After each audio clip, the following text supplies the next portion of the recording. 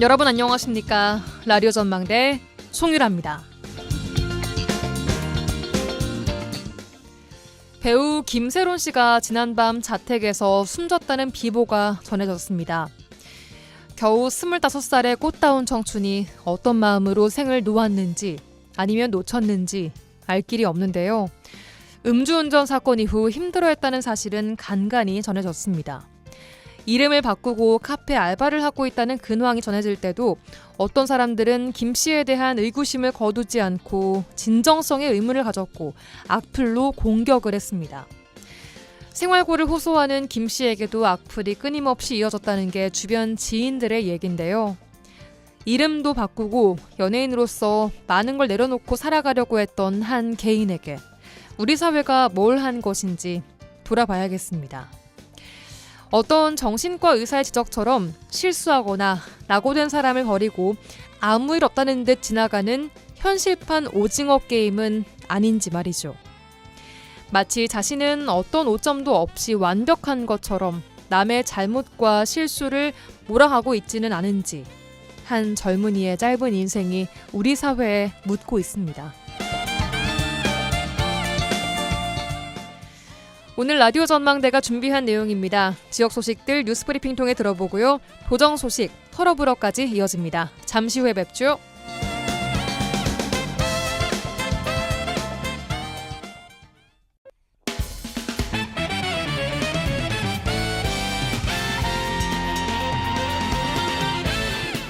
라디오 전망대 2월 17일 월요일 순서 출발합니다. 지역 뉴스부터 정리해보죠. GBS 뉴스의 차범준 편집국장 연결합니다. 안녕하세요. 네, 안녕하세요. 오늘 첫 소식은 순천 소식부터 듣겠습니다. 순천시가 올해 관내 고령 운전자들을 대상으로 운전면허 자진 반납 인센티브 지원 사업을 진행을 했는데 벌써 조기 마감됐다고요? 네, 순천시가 지난 1월에 2025년도 고령자 운전면허 자진 반납 인센티브 지원 사업을 추진했습니다. 네. 그런데 당초 예상보다 많은 신청자가 몰리면서 지원 사업이 조기 완료됐습니다. 예. 지난 1월 순천시는 관내 만 70세 이상 고령 운전자가 면허증을 자진 반납하면 30만 원 상당의 교통카드나 지역 상품권 인센티브를 지급한다고 공고를 했는데 이 접수를 시작한 지 단 10일 만에 면허 반납 지원 사업 인원 접수가 모두 마감됐습니다. 예. 순천시는 신청자 총 357명 중에 4명을 제외한 353명을 최종 확정하고 이달부터 각 읍면동 행정복지센터를 통해 인센티브를 배부하고 있습니다.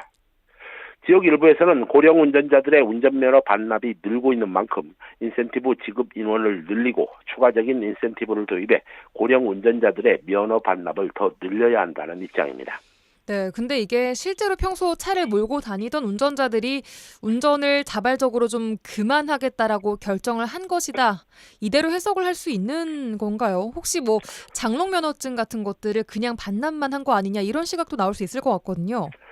네, 고령 운전자들의 운전면허 반납과 관련해 지역 일부에서는 이 운전 능력이 감퇴되는 고령 운전자들의 운전면허 자진 반납 사업이 결국 고령 운전자들의 운전을 줄이는 직접적인 효과가 있고 또 고령 운전자들의 교통사고 발생을 줄이고 있다는 긍정적인 평가를 내리고 있습니다. 예.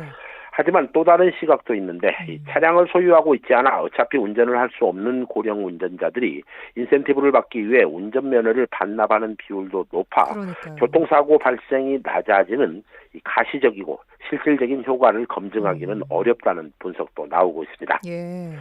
순천시의 경우 지난 2019년부터 고령 운전자 면허 반납 사업을 운영하며 총 1,726명의 운전면허 반납을 유도해 왔는데요.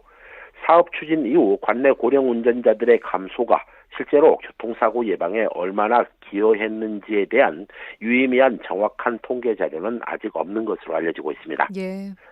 순천시는 고령자들의 운전면허 반납에 대한 인센티브로 지급되는 교통카드나 지역 상품권이 단기적인 보상이지만 추가 교통대책으로 교통소외지역 맞춤형 택시인 마중택시나 또 이동 불편자들을 대상으로 이 콜택시 제도를 통해 고령자들의 교통 불편을 해소하겠다는 입장입니다. 예, 말씀하신 것처럼 교통 시스템이 확충되는 것 또한 또 중요해 보입니다. 자, 다음은 광양 소식 듣겠습니다. 광양시 자체 감사 관련된 내용이네요. 어떤 내용인가요? 네, 광양시가 건설공사에 계산된 산업안전보건관리비를 적절하지 않게 사용한 사실을 자체 감사를 통해 적발했습니다. 예. 광양시는 지난주 시 홈페이지를 통해 산업안전보건관리비 집행실태 특정 감사 결과를 공개했는데요. 광양시는 산업안전보건관리비 정산 과정에서 이미 사용한 사진을 재사용하거나 증빙서류를 구비하지 않은 채 정산을 진행한 것을 적발했습니다. 예. 광양시는 지난 2022년 1월부터 23년 12월까지 2년 동안 진행된 3천만 원 이상 3억 원 미만의 건설공사 443건을 대상으로 감사를 진행했는데 감사 결과 총 23건이 적발돼 시정조치를 받았고 3,748만 원이 환수 조치됐습니다. 예. 광양시에 따르면 일부 부서에서 적법하게 사용한 사실을 입증할 수 있는 서류를 갖추지 않은 채 정산을 진행해 353만 원이 부당하게 집행된 사실도 확인했다고 밝혔습니다. 예. 광양시의 이번 특정 감사에서는 어린이집 보조금 사용에 대한 부적정 사례 또한 적발됐다고요? 네, 광양시가 공개한 이번 특정 감사 결과에는 2023년 2월부터 2024년 2월까지 1년 동안 이 국공립 어린이집 운영 및 보조금 실태에 대한 점검 결과도 공개됐는데 예. 이 관내 상당수의 어린이집이 제대로 보조금을 정산하지 않은 것으로 적발됐습니다. 예. 광양시에 따르면 관내 국공립 어린이집 34개소에 대한 감사 결과 상당수의 어린이집이 보고를 누락하거나 재무나 회계 규칙을 따르지 않은 채 부적정하게 보조금을 집행한 사례가 다수 적발됐다고 밝혔습니다. 예. 광양시는 감사 결과를 토대로 시정 1건, 주의 3건, 현지 조치 7건 등 총 11건의 행정조치와 2건의 신분상 조치, 257만 원의 재정상 조치를 취했다고 밝혔습니다. 예. 매년 비슷한 감사 결과가 나오는데 정작 개선은 잘 이루어지고 있는지 모르겠습니다. 자꾸 반복되는 게 더 큰 문제지 않을까 싶은 생각이 듭니다. 자, 다음 마지막 소식은 오늘 여수 소식입니다. 여순 사건 유적지가 지금 관리 부실로 인해서 폐허로 방치되고 있다는 내용이네요. 어떤 소식인가요? 네, 1948년 여순 사건 당시 진압 공경에 의해 학살된 부역 혐의자들이 안매장된 것으로 알려진 여수시 봉계동의 이 장개골 안매장지가 당초 주민 휴식 공간인 이 쉼터 기능을 상실하고 사실상 방치되면서 논란이 일고 있습니다. 예. 이 봉계동의 장개골 안매장지는 입구에 안매장지를 안내하는 표지판이 설치되어 있는데 인근에 있는 쉼터의 시설이 노후화되어 있고 현재는 주민들이 이용할 수 없는 상태로 방치되고 있다고 합니다. 보도에 따르면 장개골 안매장지 주변 쉼터의 천장과 의자의 시멘트가 떨어져 나간 상태로 방치되고 있어 안전사고로 이어질 수 있다는 우려가 나오고 있습니다. 예.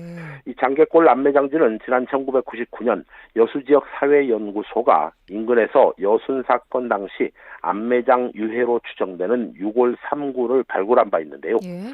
주민들의 증언에 따르면 장개골 안매장지는 사건 당시 현 중앙초등학교인 당시 종산국민학교에 수용돼 있던 부역 혐의자들이 끌려와 집단 학살된 장소라고 합니다. 예.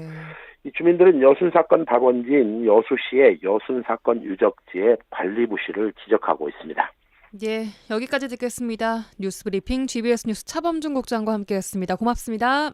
네, 고맙습니다. 네, 한 주간 도정 소식 들어보는 시간입니다. 전라남도 대변인실 홍보지원 담당관 강성일 과장 연결돼 있습니다. 안녕하세요. 네, 안녕하세요. 네, 지난주 무안공항에서 제주항공 여객기 참사 희생자 49제 합동 위령제가 있었다고요. 관련 소식부터 좀 들어볼까요? 네, 1229 제주항공 여객기 참사 희생자 49제 합동 위령제가 지난 15일 무안공항에서 열렸습니다. 예. 이날 행사는 유가족과 국회의원, 정부, 지자체, 시도 의원 등 700여 명이 참석해 함께 아픔을 나누었습니다. 추모사에서 박한신 유가족 대표는 시간이 흘러도 유가족들은 12월 29일 그날의 아픔 속에서 헤어나지 못하고 있다며 사랑하는 이들의 소중한 희생이 헛되지 않도록 사고 원인을 밝혀내고 기억해야 한다고 말했습니다. 예. 이에 김용록 전라남도지사는 전라남도는 특별법 제정을 통해 피해자 배상과 의료 지원, 자녀 교육과 생계비 지원, 철저한 진상 규명까지 이루어질 수 있도록 끝까지 최선의 노력을 다하겠다고 밝혔습니다. 예. 또한 전라남도는 무안국제공항을 대한민국에서 가장 안전한 서남권의 글로벌 관문 공항으로 거듭나게 하겠다라고 밝혔습니다. 앞으로도 전라남도는 유가족 지원은 물론 재난 예방과 대응 체계를 더욱 강화해 도민의 생명과 안전을 지키는 데 전 행정력을 다해 나가겠습니다. 네, 제주항공 여객기 참사 희생자 49제 합동 위령제 소식 들어봤고요. 다음 소식 만나보겠습니다. 올 초 타도 가금 농장에서 고병원성 조류 인플루엔자가 발생하면서 크게 보도가 된 적이 있는데요. 전남도에서는 어떤 확산 방지 대책 갖고 있는지 들어볼까요? 네, 그렇습니다. 전라남도는 조류 인플루엔자 확산 방지를 위해 위기 대응 단계 격상과 함께 가금류 독축장 방역 점검과 도축 검사를 강화할 예정입니다. 예. AI 확산 방지 대책으로 가금류 독축장과 출하 농가를 대상으로 AI 검사, 생체 해체 검사, 적절한 약품 사용 여부, 소독 실시 여부 등 철저한 점검을 실시합니다. 또한 도축장 환경도 주 1회 지속적으로 검사하고 소독 시설 관리 상태, 생축 운반 차량과 운전자의 소독 및 세척 상태를 점검하며 가금류 이동 승인서와 소독 필증 보유 여부도 점검할 계획입니다. 예. 네, 전국 오리 도축 물량의 65% 이상이 전남에서 시행되고 있는 만큼 전라남도는 조류 인플루엔자 확산 방지와 농가 피해 최소화를 위해 가금류 독축장의 방역 관리와 점검을 철저히 하고 있으므로 소비자께서는 안심하셔도 되겠습니다. 예. 또한 닭, 오리 사육 농가는 AI 의심 증상이 있으면 즉시 가축 방역 기관에 신고해 주시길 당부드립니다. 예, 알겠습니다. 자, 다음은 전남도가 시군 보건소 등과 지역 맞춤형 보건사업 협력에 나섰다는 내용이군요. 어떤 소식인가요? 네, 전라남도는 2025년 보건의료정책 간담회를 열어 올해 주요 보건의료정책 방향을 공유하고 협력을 다짐했습니다. 네. 이번 간담회에서는 전라남도 보건복지국장을 비롯해 22개 시군 보건소장과 관계자가 참석했는데요. 예. 각 시군 보건소가 의료 취약지 지원 강화, 디지털 의료 확대, 정신건강 지원, 치매 돌봄 서비스 향상 등 지역 맞춤형 보건사업을 효과적으로 추진하기 위한 협력 방안 등을 집중적으로 논의했습니다. 예. 간담회에서 논의된 내용은 향후 전남형 보건의료정책 추진의 밑거름이 될 것으로 기대됩니다. 예. 전라남도 보건복지국은 도민이 체감할 수 있는 실효성 있는 보건의료정책을 추진하기 위해 시군 현장의 목소리를 지속적으로 반영해 나가기로 했습니다. 앞으로도 도민 건강과 복지를 최우선으로 하는 정책 실현을 위해 지속적인 소통과 협력을 이어나갈 계획입니다. 네, 알겠습니다. 최근 물가가 좀 많이 출렁이고 있습니다. 전라남도에서는 물가 안정을 위해 어떤 노력들 좀 하고 계실까요?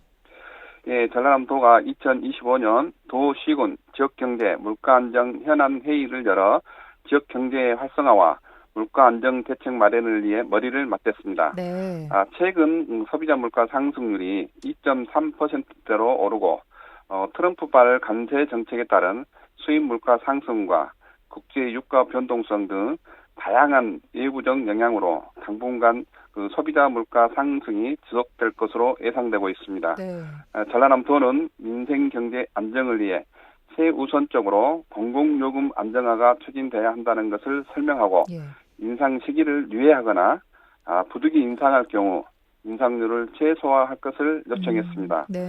아울러 바가지 요금 등이 전국적으로 문제가 되는 만큼 요금 사전 고시제, 요금 협약제와 착한 가격 업소 홍보 등을 적극 추진해 달라고 주문했습니다. 예. 경기 회복 불확실성이 여전히 남아 있어 도민이 체감할 경제 회복 효과를 위해 모두가 노력해야 하는 시점이라 생각합니다. 맞습니다.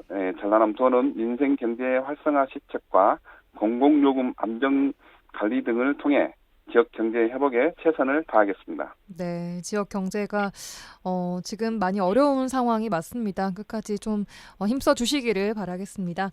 자, 마지막 소식 듣겠습니다. 전라남도가 해빙기 안전사고를 대비하기 위해서 선제적인 대응에 나섰다고요? 네, 그렇습니다. 전라남도는 오는 17일부터 4월 2일까지를 해빙기 안전점검 기간으로 정하고 해빙기 취약 시설물을 대상으로 안전점검을 실시합니다. 예. 해빙기는 겨울철 얼었던 땅이 녹으면서 지반이 약해져 시설물 붕괴나 전도 등 안전사고 발생이 특히 우려되는 시기인데요. 이번 점검 기간에는 해빙기 사고 발생 가능성이 높은 촉대, 옹벽, 절개지 사면, 낙석 위험층 및 건설 현장 등을 집중 점검할 예정입니다. 예. 점검 결과에 따라서 향후 방지 대책 마련을 위해 중장기 계획을 세워 연차적으로 개선할 예정입니다만 사고 우려 위험성이 높은 시설물은 사용을 제한하거나 금지하는 등 현장에서 신속하게 안전 조치를 실시해 빈틈없는 안전관리에 나서겠습니다. 네, 알겠습니다. 여기까지 듣겠습니다. 도정 소식 전남도 대변인실 홍보지원 담당관 강성일 과장 함께했습니다. 고맙습니다. 네, 감사합니다. MBC 라디오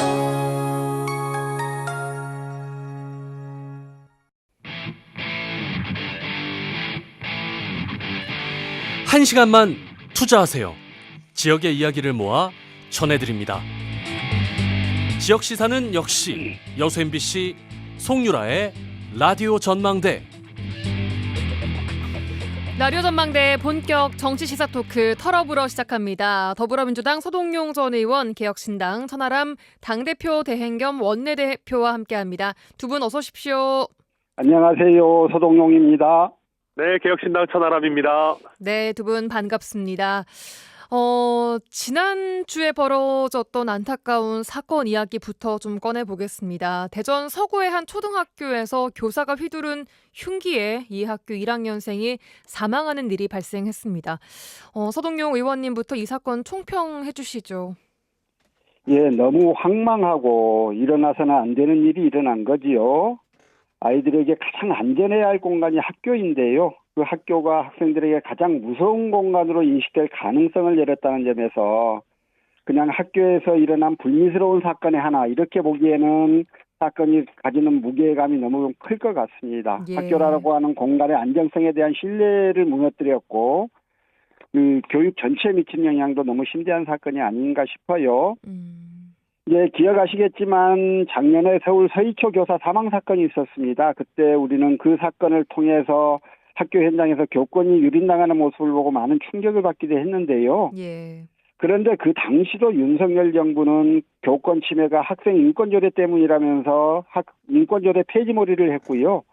또 일부에서는 이 사건을 학부모와 교사의 대결 구도로 몰아가는 시도도 있었습니다. 이번에도 사건이 터지니까 이제 정부 여당을 비롯해서 교원 정신건강 관리를 강화한다거나 하는 등 온갖 대책들을 좀 내놓고 있는데요. 예. 필요한 조치를 고민해야 합니다. 뭔가 대책과 조치가 있어야 되는 건 분명한데요. 예. 그러나 그게 자칫 교사 전체를 잠재적 범죄인으로 인식하는 그래서 그렇지 않아도 힘든 일선 교사들의 자존감을 더욱 떨어뜨리는 그런 방향이 돼서는 안 된다. 그런 내용이 돼서는 안 된다는 말씀을 꼭 좀 드리고 싶습니다. 예, 알겠습니다. 천 대표님께서는 이번 사건 어떻게 보셨습니까? 네, 서동영 의원님 잘 말씀해 주신 것처럼 대한민국의 교육이 시작된 이래 가장 극단적이고 가장 충격적인 일 아닌가 싶습니다. 당연히 여러 재발 방지 대책이나 이런 부분 고민해야 되겠지만 예.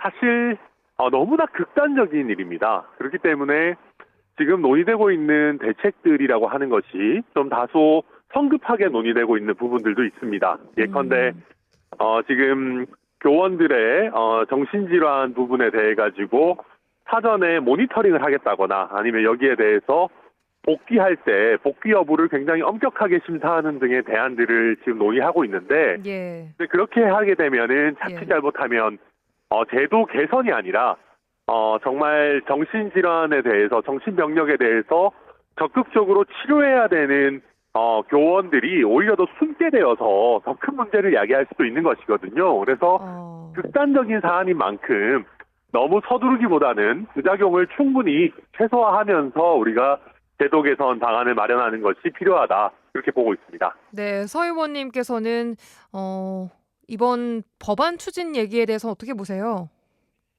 예, 지금 뭐 당 정의 여러 가지 회의도 하고 또 야당에서 대안을 내놓고 했던데요. 예. 저는 뭐 하나하나가 말 자체로 보자면 뭐 좀 고민해야 할 부분들이라고 생각을 해요. 임용시에 정신건강검진을 받게 하거나 또 재직 중에도 일정한 성향을 보이면 뭐 긴급 분리한다거나 또 긴급 대응팀을 신설한다거나 직권으로 그 정신적 신체적 질환을 가진 교원에게 직권으로 휴 면직을 공고한다거나 뭐 하는 여러 가지 방안들을 내놓고 있고 예. 거기에다가 이제 초등학교 저학년 학생들의 기과시 도우미가 보호자에게 직접 인계하는 체계를 마련한다거나 또 CCTV 설치를 확대한다거나 하는 계획들을 이야기하고 있던데요. 예. 저는 이런 것들이 또 고민해야 할 부분이라고 생각은 합니다만 네.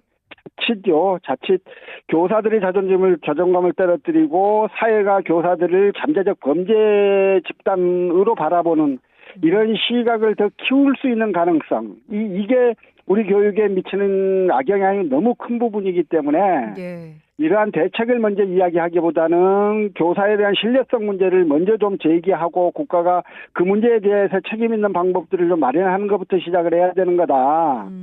그래야 이 극단적 상황이 나쁜 그 영향을 좀 확대하는 이런 방향으로 흐르지 않을 거다라는 말씀을 드리고 싶어요. 예, 대책보다 또 교사에 대한 신뢰성 회복 또한 중요하다라는 말씀 주셨습니다.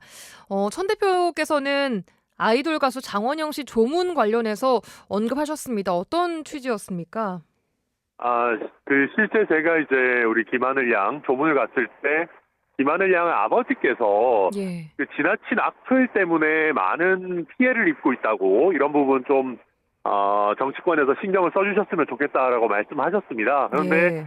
그 김하늘 양 아버지께서 비판을 많이 받고 계셨던 지점 중에 하나가 장원영 씨에게 조문을 부탁한 그런 지점이었는데요. 예, 딸이 저도 워낙 생각을 팬이었어서 왔으면 좋겠다 이런 부탁을 좀 했었었죠, 아버님께서. 네, 맞습니다. 예. 그런데 거기에 대해서 아버님이 예상하셨던 것보다 너무 많은 갑론을박이 있고 또 악플의 원인이 되기도 해서 제가 그렇다면 특히 초등학교 저학년 학생들 같은 경우에는 나한테 혹시 무슨 나쁜 일이 생기면 내가 좋아하는 아이돌 가수가 조문을 온다라는 생각을 혹시 가지게 되면 굉장히 위험한 것 아니겠습니까? 그래서 예. 그런 부분까지 더해서 이거는 아버님도 또 고생하고 계시고 이런 부분은 좀 조문을 안 오는 것이 맞지 않겠나. 특히 또 장원영 씨가 있는 소속사에서 그 조화도 보내고 했다 그러더라고요. 그래서 조금 예. 일단락하자, 그리고 넘어가자라는 취지에서 이렇게 말씀을 드렸습니다. 예, 알겠습니다. 자, 이번 대전 초등학생 피살 사건 이야기는 여기까지 해보고요. 자, 이번 국민소환제 이야기를 좀 해보겠습니다. 더불어민주당 이재명 대표가 주장한 국민소환제, 찬반 양론이 나오고 있는데 일단 이 국민소환제에 대한 두 분의 입장부터 좀 들어보겠습니다. 서동용 의원님. 예, 이제 지자체장들의 경우에는 예산과 조직을 장악하고 집행행위를 하는 사람들 아닙니까? 예. 그만큼 부정과 비리에 노출될 위험도 크고요. 때문에 지자체장이 명백한 비리를 저지르는 경우 이 사람이 수사도 하고 기소돼서 재판받고 뭐 하겠지만 그래서 그 재판에서 당선 무효형이나 공무원 결격에 해당하는 형이 확정될 때까지 그 직을 유지하도록 내버려 두면요. 예. 지역사회에 극단적인 불이익을 미칠 우려가 있는 거거든요. 그래서 이제 그런 경우에 그 지자체장에 대해서 국민소환을 실시하는 거 이건 필요한 일이라고 생각합니다. 예. 그런데 국회의원을 보면요. 예. 국회의원은 집행부에 대해서 말로써 비판과 견제를 하는 역할을 하는 사람이에요. 따라서 국회의원이 불법과 비리를 저질 수 있겠지만 그런 사람들에 대해서 형사처벌을 통해서 그 직을 빼앗아 오는 것이면 그것만으로는 좀 부족하다. 긴급하게 그 직에서 내려오게 해야 된다. 이런 절박한 필요가 있는 경우가 그렇게 예정하기가 쉽지가 않습니다. 그러니까 이제 이런 때문인지 현재 그 세계적으로 좀 국회의원에 대해서 국민소환을 실시하고 있는 나라가 그렇게 많지를 않아요. 예. 저는 사실 얼마 전에 아는 그 헌법 교수로부터 현대민주국가에서 별로 없다라고 이야기만 들었는데 좀 조사를 해보니까 예. 영국이 지금 2009년도에 국회의원 국민소환법을 제정했고요. 예. 미국의 일부 주, 스위스의 26개 주 중에 6개 주, 그리고 대만 이런 나라에서 소수의 국가들에서만 국회의원 국민소환을 실시하고 있었습니다. 예. 우리나라는 이제 정치권, 특히 국회의원에 대한 국민의 불신이 매우 큽니다. 이런 정치 불신에 기반해서 국회의원 국민소환제를 주장하는 목소리가 있기는 하지만 예. 제도라는 게 한번 도입되면 되돌릴 수 없는 것 아니겠어요. 그렇기 때문에 신중하게 판단해야 할 텐데요. 예.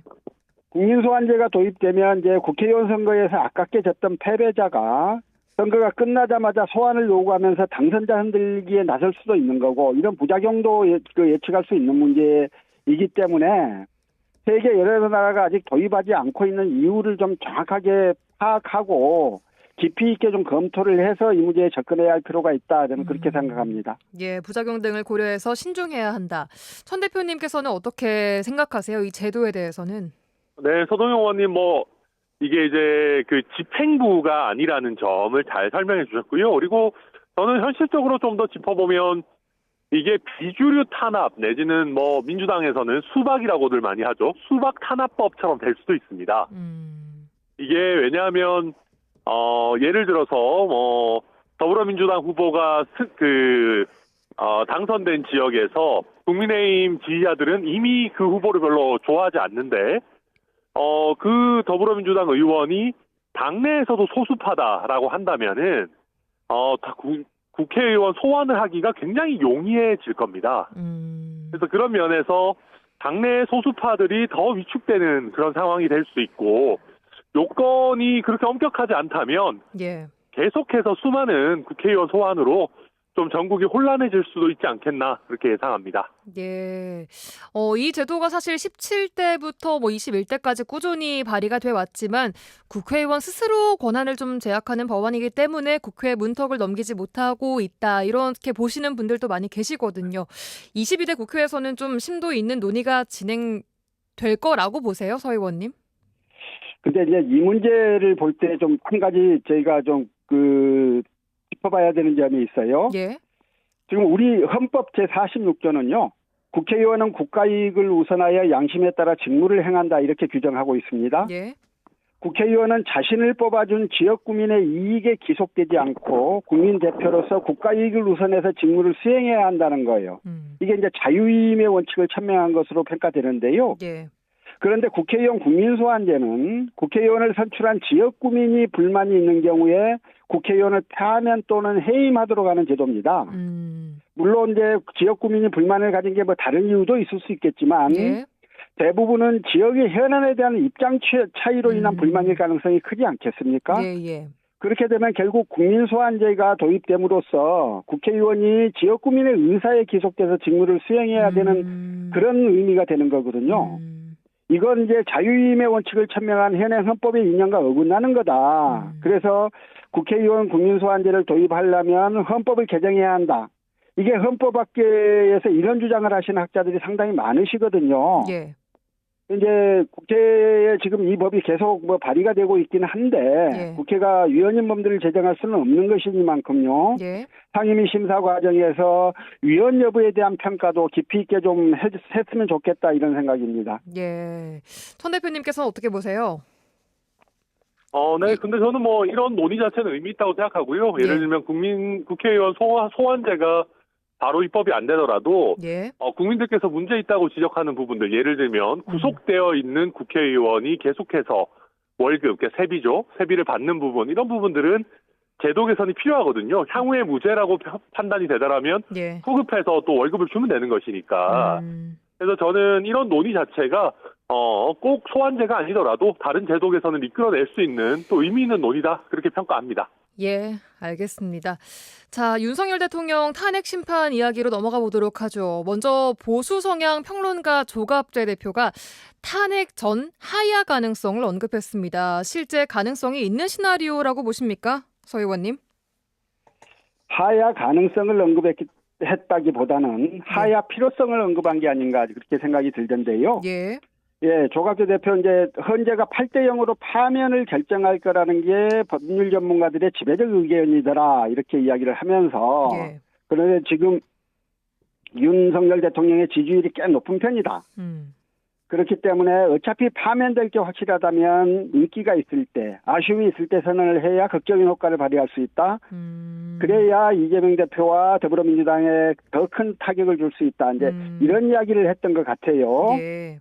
근데 저는 뭐 이게 가능할지 어쩔지 문제는 뭐 제가 판단할 수 있는 문제는 아니니까. 예. 다만 이 하야 문제를 고민한다면 윤석열 측에서 고민할 수밖에 없는 지점들은 있는 것 같아요. 예, 어떤 부분을 좀 고려할 거라 보세요? 독일 연방헌법재판소는요, 연방 대통령에 대한 탄핵 심판 절차는 대통령의 사임이나 퇴진 뭐 이런 것과 무관하게 계속해서 진행된다라고 하는 명문의 규정을 두고 있는데 예. 우리는 그런 규정이 없어요. 국가공무원법과 국회법에 규정이 있긴 하지만 그 규정이 대통령에게도 적용되는지에 대해서 명확치 않고요. 그래서 이제 대통령이 하야 의사표시를 하는 경우 예. 탄핵 심판 절차가 거기서 중단될 거냐 아니면 계속 해야 되는 거냐에 대해서 그 양론이 있고요. 예. 양쪽 다 굉장히 팽팽한 의견의 대립이 있는 것입니다. 결국 그 문제는 이제 헌재가 판단할 수밖에 없는 건데요. 예. 대통령이 하야를 한다 하더라도 이번 이 탄핵 사유에 해당하는 이런 행위를 이후에 다른 대통령도 계속하면 안 되는 거 아니냐. 그래서 이런 문제에 대해서는 헌법적 해명의 필요성이 있기 때문에 심판의 이익이 있다. 이렇게 보는 게 이제 그 탄핵 심판을 계속 해야 한다라고 하는 주장인데 헌재가 만약에 이런 주장을 받아들여서 탄핵 심판을 계속 하게 되면요. 예. 하야에도 불구하고 하야의 효과가 발생하지 않게 되죠. 반면에 이미 하야 의사표시를 밝힌 대통령이기 때문에 예. 헌재로서는 이 사람을 다시 현직 대통령에다가 데려다 놓을 수도 없잖아요. 그러면 헌재 입장에서 탄핵을 인용하는데 더욱 부담이 없어져요. 더 쉽게 따라서 탄핵 인용을 할 것이다. 예. 예. 그렇게 그 탄핵 인용의 가능성이 훨씬 높아지는 거죠. 그렇게 되면 결국 이제 그 윤석열이 하야 의사표시를 밝히는 경우에 조갑재 대표가 제시하는 바와 같은 이점이 물론 그들에게 있을 수 있겠지만 예. 막상 사직은 안 되고 탄핵 인용 가능성만 더 높여주는 그런 결과가 될 수도 있기 때문에 예. 이 문제에 대해서 윤석열 측에서 고민을 한다면 이 지점들이 가장 깊이 있는 고민 지점일 것이다. 그런 생각은 듭니다. 예. 천 대표님께서는 탄핵 전 하야 가능성에 대해서 어떻게 보십니까? 저는 하야할 리는 없다고 생각합니다. 가능성은 없다. 네, 왜냐하면 예. 지금 헌법재판소를 계속해서 깎아내리고 악마화해서 탄핵 불복을 하려고 지금 빌드업을 하고 있거든요. 예. 그리고 저는 지금 윤석열 대통령 생각에는 예. 탄핵되더라도 헌법재판소를 비난하는 국민들의 주로 보수 진영이겠죠. 국민들의 정치적 에너지를 가지고 본인이 국민의힘 대선 경선에 영향을 미치는 킹메이커 내지는 상황 역할을 하려고 할 겁니다. 탄핵이 되더라도요. 그 이후에도. 그렇죠. 네. 그래서 지금 보면 정광훈 목사나 뭐 전한길 강사나 이런 사람들을 중심축으로 해서 굉장히 많은 정치적 에너지들이 모여 있고 예. 그 사람들의 상당수가 국민의힘 당원일 겁니다. 그러면 대선 경선, 특히 당원 투표에서는 엄청난 영향력이 있기 때문에 예. 그 영향력을 가지고 대선 후보들을 오히려 좌지우지하면서 사면을 계속해서 압박하는 그런 형태의 정치적 언행을 이어가지 않겠냐. 그러려면은 억울하게 쫓겨나야 되는데 본인이 자발적으로 하야를 해버리면 그 정치적 에너지가 줄어들거든요. 예. 그래서 저는 하야할 리는 없다. 그렇게 예상합니다. 알겠습니다. 자, 지난주에 예상해 주신 대로 탄핵 심판 추가 변론 기일이 이어집니다. 내일과 20일로 예정이 돼 있는데 윤 대통령 측은 형사재판 일정과 겹친다면서 변론 기일 연기 신청을 한 상태입니다. 자, 예정된 9차와 10차 변론 기일에 양측은 마지막으로 좀 어떤 것들을 핵심적으로 밝히고자 할 거라 보세요, 서 의원님.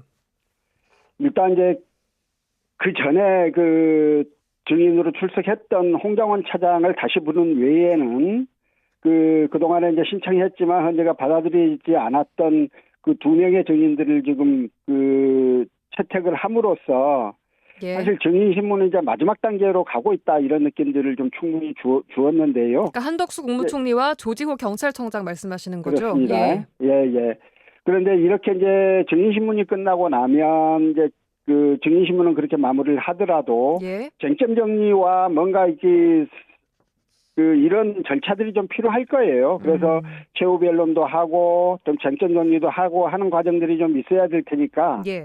앞으로 이제 9차 10차 변론기에 대해서는 그런 점들이 좀 핵심적으로 밝혀질 거고요. 예. 아마 이제 탄핵 그 국회 측은 처음에 탄핵의 필요성을 제기했던 그 논조 그리고 그 과정 지금까지 변론을 거쳐서 추가로 밝혀졌던 내용들을 좀 더 추가해서 그 탄핵의 필요성을 더 강조할 것이고 예. 아마도 윤석열 측에서는 현재의 불공정성을 주로 이야기를 하면서 탄핵 그 기각을 좀 주장할 가능성이 있을 텐데요. 네. 결국 이제 어쨌든 지금 탄핵 심판 절차가 마지막으로 가고 있다는 느낌은 분명합니다. 예. 천 대표님은 이 9차와 10차 변론기일에 어떤 것들이 핵심적으로 좀 밝혀져야 한다고 보시는지 또 여쭙고 싶습니다.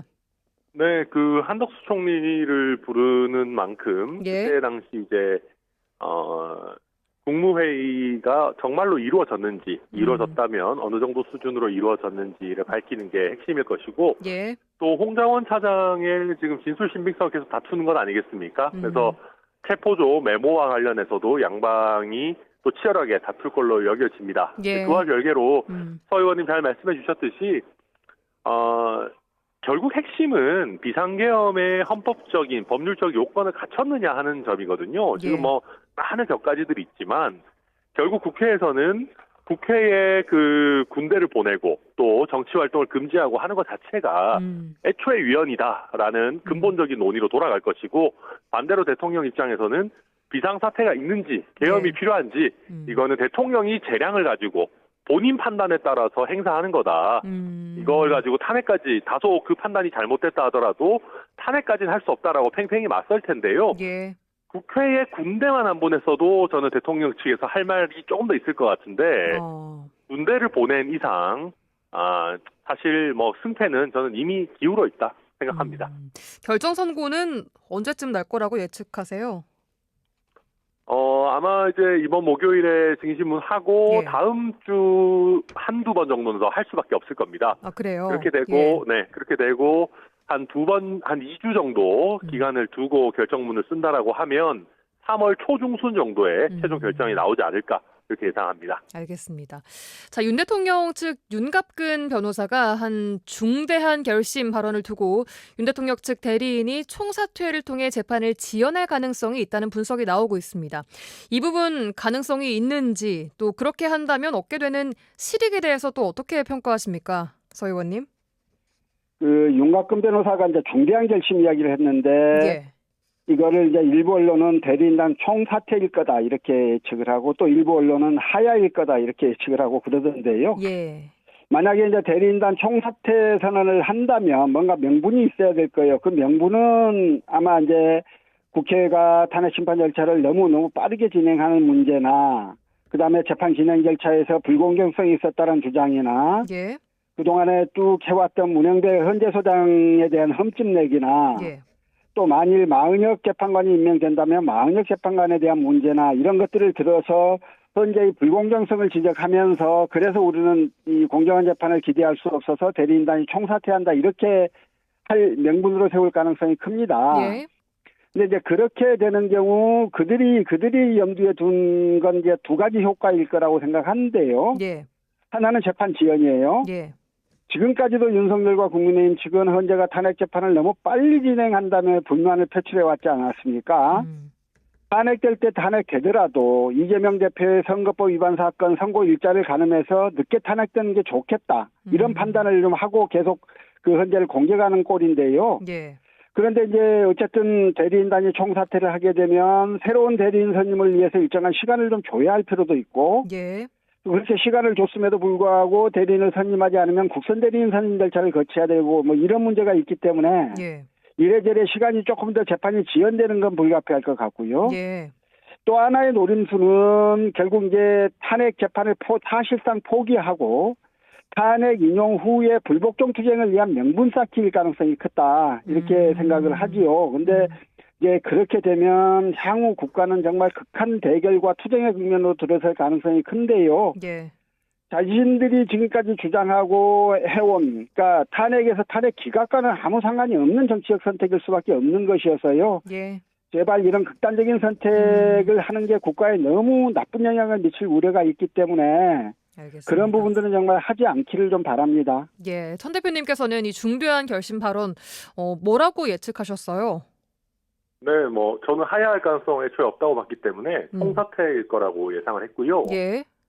총사퇴 해봤자 시간을 끄는 거 외에는 특별하게 얻을 수 있는 게 없어요. 그리고 헌재에서 아마 아주 빠르게 국선 대리인을 선정하거나 예. 해서 대응을 할 것이기 때문에 예. 저는 약간 지지층에 대해서 우리가 이렇게 어렵게 재판하고 있다. 헌재가 재판 결과를 정해놓고 우리를 탄압하고 있다.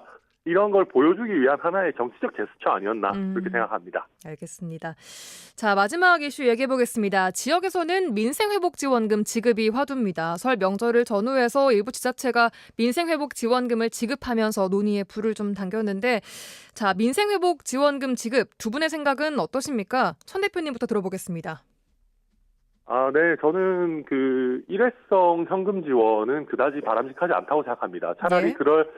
이제 문제는 그렇게 지원을 했을 때 예. 정말 어려운 자영업자들에게 그 온기가 가느냐 하는 겁니다. 예. 사실 잘 되는데 오히려 더 도와주는 결과가 될 가능성도 있고요. 그럴 바에는 저는 정말로 취약한 상황에 있는 자영업자들에게 보다 직접적인 지원을 하는 것이 바람직하지 않은가. 그리고 더 나아가서는 제 마음대로 정할 수 있다면 예. 오히려 대한민국의 미래 산업이나 지금 우리 예를 들면 여수의 석유화학 산업 같은 경우도 굉장히 어려운데 예. 이런 산업에 지원하는 부분을 조금 더 힘을 줘야 결국 대한민국의 경제 기초 체력을 지킬 수 있다. 저는 그렇게 봅니다. 서 의원님은 어떻게 보세요? 민생회복지원금. 예, 이제 민생회복지원금에 대해서는 필요성의 문제와 방식의 문제를 조금 나눠서 볼 필요는 있겠다는 생각인데요. 예. 지금 민생이 어렵다고 호소하는 분들이 워낙 많으시죠. 거기에다가 우리나라는 OECD 국가에서 자영업 비중이 매우 높은 나라 중에 하나 아니겠습니까? 예. 거기에다가 이제 비상계엄 이후에 이축되었던 소비 심리마저 회복되지 않고 있어서 정말 이렇게 서민들이 어렵게 생각하는데 이런 상황이라면 정부가 재정을 투여해서 돈의 흐름을 이끌어내야 할 필요가 있습니다. 민생회복지원금이 그런 역할을 할 수 있을 걸로 생각을 하지요. 예. 근데 이제 윤석열 정부 들어서 성장률이 둔화되고 세수 예측 실패, 무자 감세 이런 문제 때문에 세수가 많이 줄어들었어요. 그래서 지자체의 재정 여건이 특히 많이 어려워져 있습니다. 따라서 민생 회복을 위한 재정 지원을 지자체가 아니라 정부가 주도해야 된다. 이제 이렇게 생각을 하는 건데요. 예. 다만 그게 전 국민 25만 원 같은 방식이어야 하는지에 대해서는 조금 더 깊이 있는 검토, 좀 연구가 필요하지 않을까 하는 생각입니다. 예. 전 국민 25만 원이면 총 13조 원 정도가 드는 거거든요. 근데 이제 일부에서는 그거보다는 더 힘들고 어려운 계층에 보다 촘촘하고 두텁게 지원을 하자.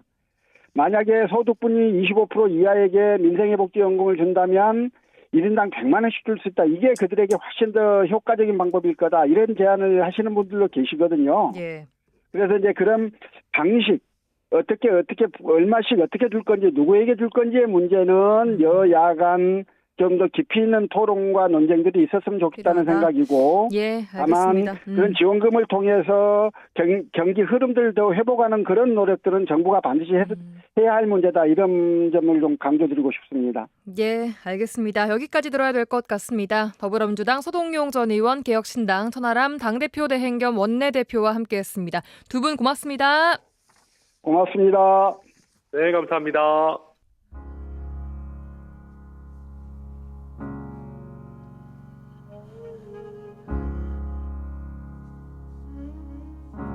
Spend all your time waiting for that second. 네, 2월 17일 월요일에 라디오 전망대가 준비한 내용은 여기까지입니다. 끝으로 사라 맥락클란의 엔젤 노래 들으시면서 저는 내일 돌아오겠습니다. 구성 이선화, 연출 송유라였습니다. 고맙습니다. Another day. I need some distraction. Oh, beautiful release. Memories seep from my veins. Let me be empty. Oh, weightless and maybe